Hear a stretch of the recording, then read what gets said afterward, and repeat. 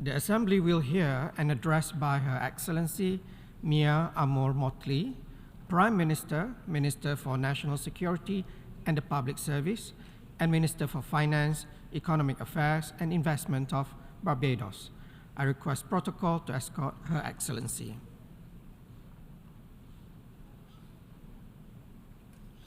I have great pleasure in welcoming Her Excellency Mia Amor Mottley, Prime Minister, Minister for National Security and the Public Service, and Minister for Finance, Economic Affairs and Investment of Barbados. I invite her to address the Assembly. Thank you very much, Mr. President, and I'd like at the outset to congratulate my dear brother from Trinidad and Tobago for his assumption of the office of the presidency of this General Assembly. I'd also like at the outset to thank the Honorable Secretary General for his continued determination and holding us and the rest of the world to the principles that are sacred to this august institution. The truth is that the speech which he delivered at the beginning of this General Assembly can be adopted wholesale by the government and people of Barbados because it reflects our aspirations and it reflects our view of the current status of the world. I asked myself on Monday night, as we met to determine the halfway point of the SDG goals, how many roads we have to walk just to make it to the door, only to be told that the door is closed. Those are not my words. Those are the words of Rocky Dawuni, a famous reggae artist from Ghana, nominated by M4 for awards multiple times.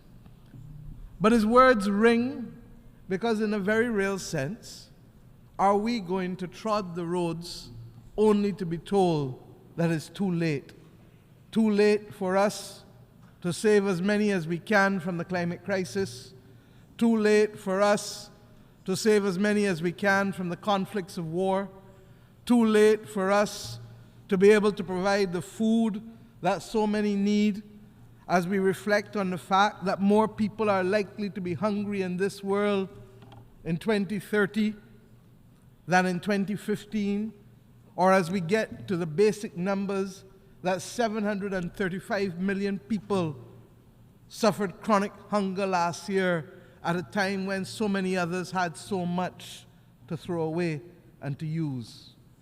Are we going to be too late for the SDGs that are really the promise of development and the promise of the conferral of dignity on our people? We have today to determine what is the will of this body comprised of the member states to make the fundamental governance changes that will deliver in the third decade of the 21st century. Our world, as you know, is replete with issues.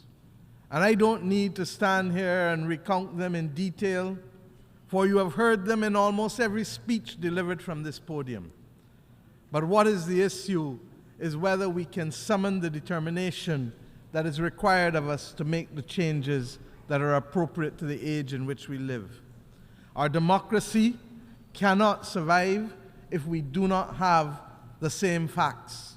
But yet we live in a world where the generation of fake news is almost a daily occurrence, and where people act on those premises without consideration for whether the news is true or not.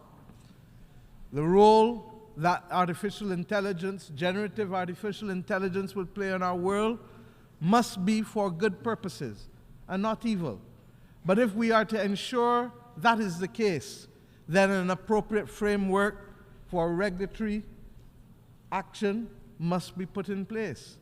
We therefore support the actions of the Secretary General, recognizing that the question will come one day from some as to whether you sought to preserve our democracy or whether you allowed it to crumble, and whether you have failed us as individual citizens of the world. We ask that question, recognizing that AI is not in the immediate focal point of many, because the drama and the crises that surround climate is taking out all of the oxygen, literally, in the world. Those people who died in Libya recently were going about their business. They had aspirations. They had business that they were hoping to do, families that they were trying to protect. And in the flash of an eye, all of that came to an end. And not because we didn't expect it or anticipate it. The records of the multinational companies who are engaged in fossil fuels will show that they have always known for a considerable period of time the consequences of their actions. And while they themselves are not the immediate cause, the absence of technology to be able to limit what they are emitting is the cause. And by extension, therefore, they must take responsibility. We can go no further without an engagement of the oil and gas companies that is meaningful and credible. And we need to stop talking about it and just simply ensure that that kind of conversation can happen. But it is not just the oil and gas companies, and we have nothing against them. We do not want to bankrupt them. But their actions continue to have implications for too many of our people. Their actions are equally bolstered by what I call the fit group, the financial institutions, the insurance companies, and the transport companies. They get a buy or a pass because they are invisible to the transactions and to the activity that lead to the problems that the world is facing. But they too are as responsible and need to step up to the plate. The notion that we can preserve global public goods only with public money ignores the fact that we have seen for the last 50 years the absolute dominance of the capitalist markets leading to a consolidation of wealth, and hence the ability to be able to play their role must be summoned by the rest of us. We cannot continue to put the interests of a few before the lives of many. I ask us today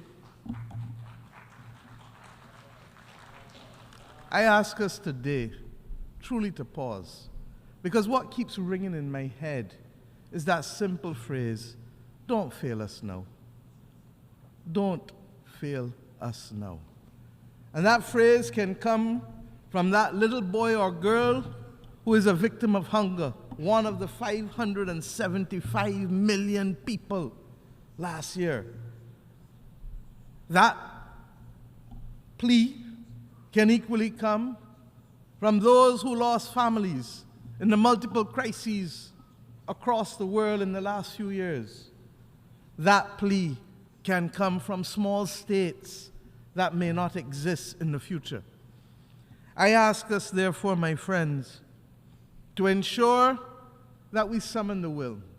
We listened to the Prime Minister of the Netherlands just now, and he reminded us ably that time is not on our side. And if time is not on our side, what must we do? The truth is, we have made some progress.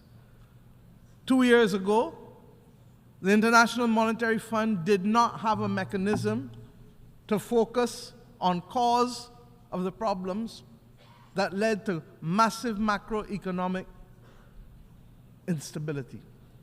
We now have the establishment of the Resilience and Sustainability Trust that for the first time will make funds available to middle-income countries that are vulnerable. 20-year money with a 10.5-year moratorium. A year ago, the president of the World Bank was questioning whether there was a climate crisis. Today, we have a World Bank that for the first time acknowledges that there should be debt clauses that are suspended, debt pause clauses as they call it. Our battle now is to ensure that those debt pause clauses are not just for future instruments, but for existing instruments. If not, it will not help many. So we have made progress. but there is still much to be done. The issues of debt sustainability cannot be left on the sidelines, particularly with the number of countries, more than 60 countries facing debt row today as we speak because of the polycrises. Countries being forced to choose between development and building of resilience to fight climate. In our small island states, we value education and healthcare and the dignity of life, and therefore it will be anathema for us to tell our citizens that we do not have the space to provide for you those things that were the promise of independence. It is compounded by the failure of the developed world to accept that reparatory justice is a solemn obligation which we must confront. The conversation King Charles told us at the opening of the Commonwealth Heads of Government when he was Prince Charles was a conversation whose time had come, that of reparatory justice. But it can't be a slow conversation taken up when people feel like. It has to be a conversation in which equal partners discuss. It cannot be an act of charity of those who simply feel that their conscience must be cleansed.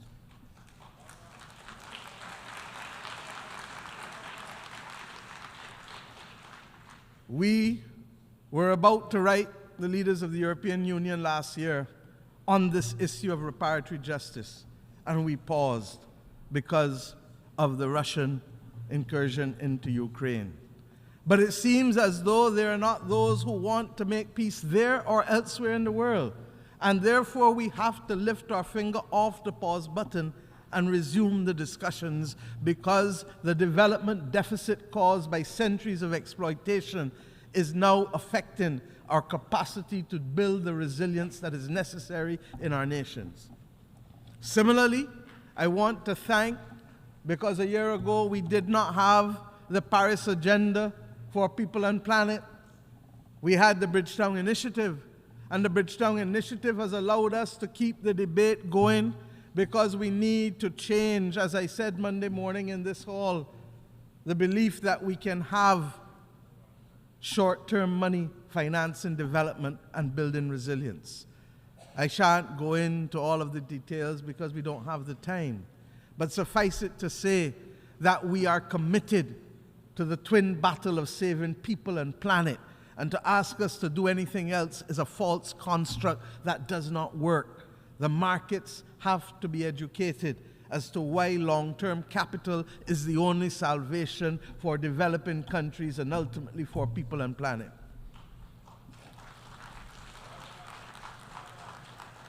And my friends, year after year we talk about the need for global moral strategic leadership. I shan't go into all of the details, but in my own region, in Africa, in Latin America, in the Pacific, there are too many examples where we fall short. And I speak specifically now first and foremost about Haiti. The world owes Haiti a resolution. It is not a matter of options. The world owes Haiti a resolution. A year ago, we knew that the gas riots had led to serious instability. And 12 months later, we cannot get out of this building and into the support that the people of Haiti need. There is no doubt a need for a legitimacy with respect to the government of Haiti, and therefore a national unity government may well be the only bridge that can carry us to safety. The Caribbean community has appointed 3 former prime ministers as an eminent persons group.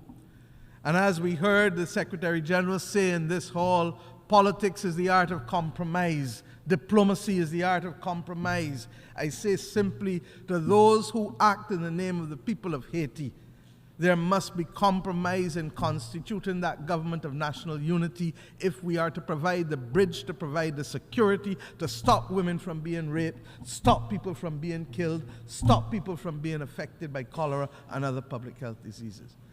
But even when we put in the institutional support that Haiti may need, and I want to thank the governments of Kenya and Rwanda, who from as far back as 12 months ago committed to being able to provide the kind of institutional support and leadership that the Haitian police need. But as they did that commitment, what they have not necessarily accounted for is the continued reduction in the numbers of the police, largely because of persons fleeing to lands of greater opportunity and being facilitated in so doing. This cannot wait much longer. And I hope that those who constitute the members of the Security Council will recognize that they cannot use Haiti as a pawn because they have suffered for too long and by the hands of too many. I return now to the issue of Cuba. That Cuba can help so many in this world and yet be the continued victim of a blockade of over 60 years, but worse than that, a designation as a state sponsor of terrorism is wrong, wrong, wrong. We left Cuba last week. And what the people of Cuba are being asked to face on a daily basis because of a designation by a dying presidency is wrong. And the voices of the global community, many of whom have been the beneficiaries of Cuban assistance, need to stand united and to be able to say that we cannot fight these battles when we need all hands on deck to save the planet. The artificial division of who is right and who is wrong and who is good and who is bad in the eyes of those who are powerful cannot continue to be the way in which this world functions. And let us go to Venezuela. Oil is likely, oil prices, to go over $100. And those small countries who do not produce oil will be the victims of it, as will be our people, including in large countries like the United States of America. We must bring resolution to these issues. And it is not incapable of resolution. When the United States of America and many countries in Europe determined that they were recognizing President Guaido without there being a presidency for him to assume because he faced no election, the members of the Caribbean community came to this august institution and met with the Secretary General and met with a number of countries.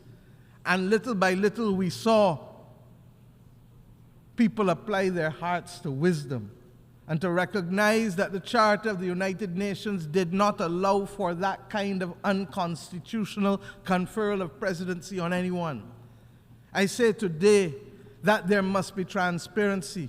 It cannot be that the Caribbean community that needs a mechanism for stabilization in an energy crisis cannot have access to the concessionary prices that the government and people of Venezuela are prepared to make available to its neighbors to minimize the suffering.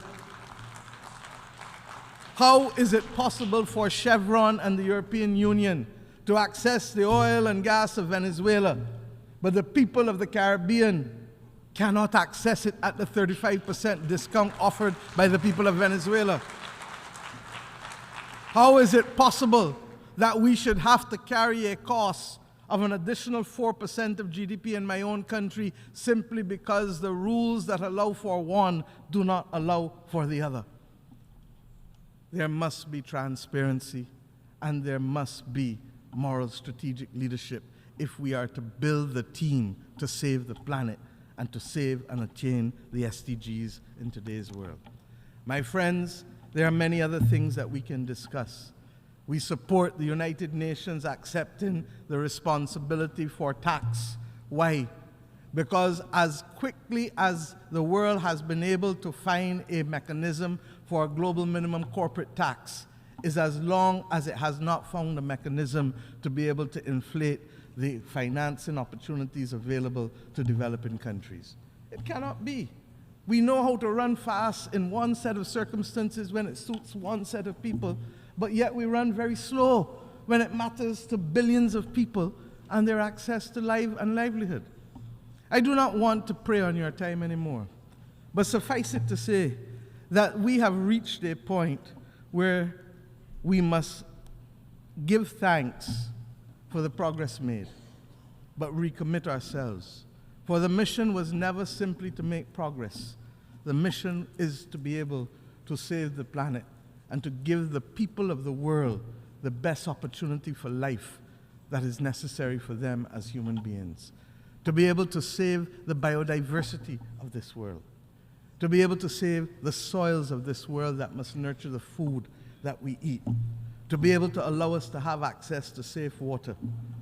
And if we don't change how we do our business, if we don't recognize that the Security Council needs to put itself in a position not to speak to climate change, but to protect us against the climate crisis, because it is as much of a crisis as the war in Ukraine or the wars in Africa or the instability and conflict elsewhere in the world.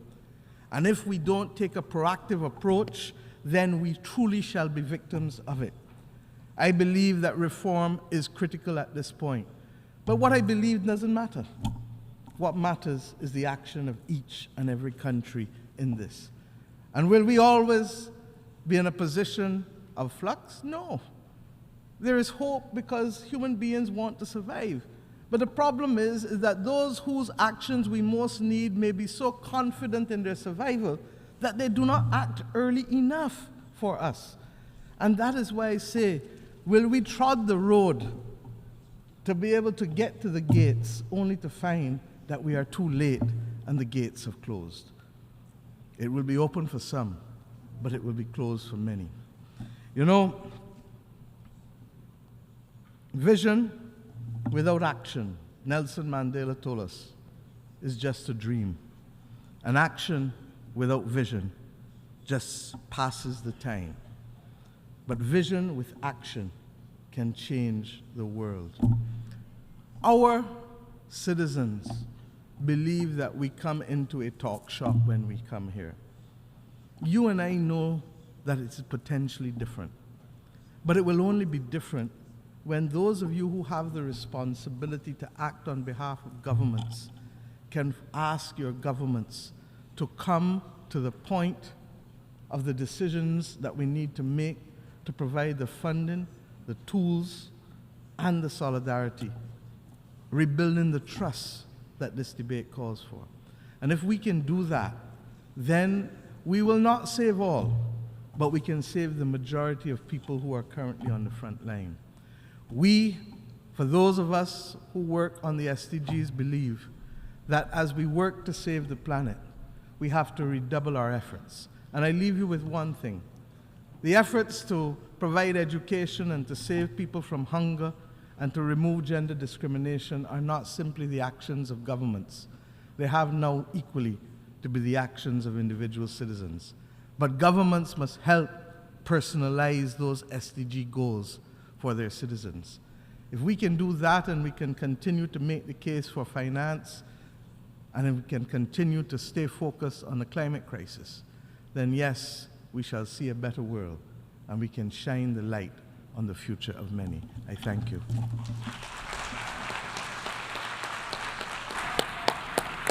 On behalf of the Assembly, I wish to thank the Prime Minister, Minister for National Security and the Public Service, and Minister of Finance, Economic Affairs and Investment of Barbados for the statement just made. And I request protocol to escort Her Excellency.